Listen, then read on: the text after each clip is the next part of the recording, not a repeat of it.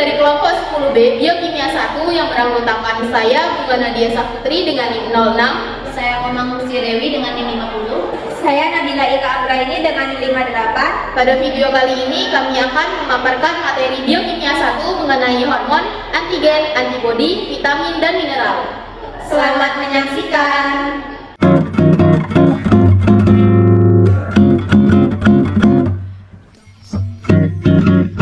Tujuan, mahasiswa mampu mengkaji implikasi materi hormon, antigen, antibodi, vitamin, dan mineral dalam kehidupan sehari-hari. Hormon adalah senyawa kimia yang dihasilkan oleh kelenjar endokrin dan berfungsi mengatur berbagai proses dalam tubuh seperti pertumbuhan, metabolisme, dan reproduksi.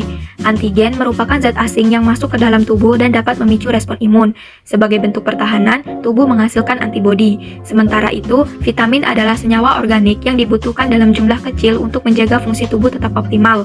Sedangkan mineral adalah unsur anorganik yang berperan penting dalam pembentukan jaringan, fungsi enzim, dan keseimbangan cairan tubuh.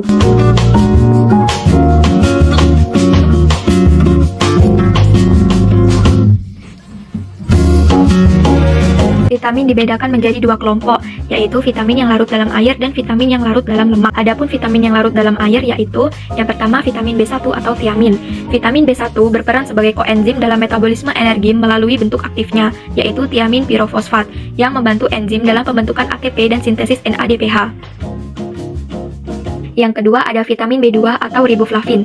Riboflavin berperan sebagai kofaktor dalam bentuk aktif FMN dan FAD yang membantu reaksi oksidasi reduksi pada metabolisme karbohidrat, lemak, dan protein untuk menghasilkan energi. Yang ketiga ada vitamin B3 atau niacin.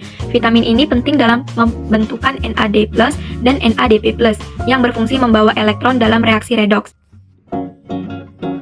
Yang keempat yaitu vitamin B5 atau asam pantotenat.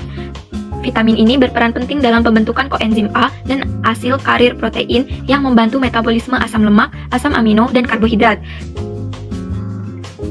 Kemudian yang kelima ada vitamin B6 atau piridoksin.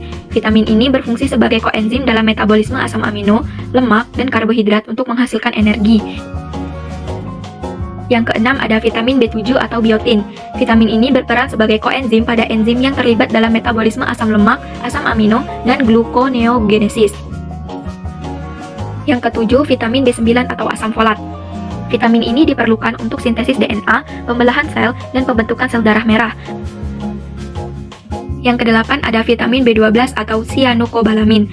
Vitamin ini diperlukan dalam pembentukan sel darah merah, metabolisme asam amino, dan menjaga fungsi sistem saraf. Selanjutnya yang terakhir ada vitamin C atau asam askorbat. Vitamin ini berfungsi sebagai antioksidan, membantu pembentukan kolagen, penyerapan zat besi, dan meningkatkan daya tahan tubuh.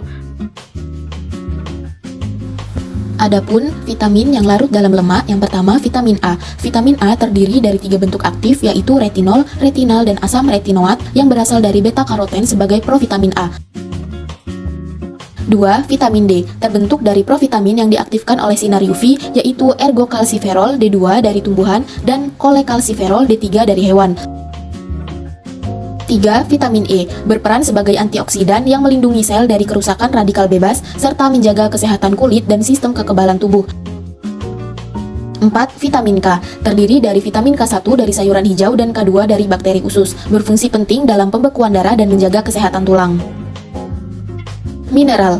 A. Magnesium. Magnesium adalah mineral intraseluler penting yang berperan membentuk kompleks ATP, Mg untuk membentuk enzim menghasilkan energi serta menjaga keseimbangan elektrolit melalui pompa Na+ atau K+. B. Kalsium. Kalsium berperan penting dalam kontraksi otot, pembentukan tulang dan gigi, pembekuan darah serta sebagai secondary messenger dalam sel. C. Potasium. Kalium atau potasium adalah elektrolit utama di dalam sel yang menjaga potensial membran, aktivitas enzim, dan komunikasi antar sel saraf. Besi. Besi berfungsi utama membentuk hemoglobin dan mioglobin untuk transport oksigen. Zinc atau Zn. Zinc atau Zn adalah mineral esensial untuk pembentukan DNA, RNA, dan fungsi enzim. Hormon. Hormon terdiri dari A. Insulin. Insulin adalah hormon dari sel beta pankreas yang mengatur kadar glukosa darah dengan membantu sel menyerap glukosa dan mengubahnya menjadi glikogen atau lemak sebagai cadangan energi. B. Glukagon. Glukagon adalah hormon dari sel alfa pankreas yang berfungsi menaikkan kadar glukosa darah saat gula darah menurun. Hormon tiroid. Hormon tiroid atau T3 dan T4 diproduksi oleh kelenjar tiroid dan berfungsi mengatur metabolisme, pertumbuhan, serta perkembangan saraf. D. Hormon paratiroid. Hormon paratiroid atau PTH berfungsi meningkatkan kadar kalsium darah dengan merangsang pelepasan kalsium dari tulang, meningkatkan penyerapan di usus, dan reabsorpsi di ginjal. E. Hormon pertumbuhan. Hormon pertumbuhan atau GH diproduksi oleh kelenjar hipofisis dan berfungsi merangsang pertumbuhan tulang, otot, serta sintesis protein. Kesimpulannya adalah sebagai berikut. Sekian video dari kami. Terima kasih. Wassalamualaikum warahmatullahi wabarakatuh.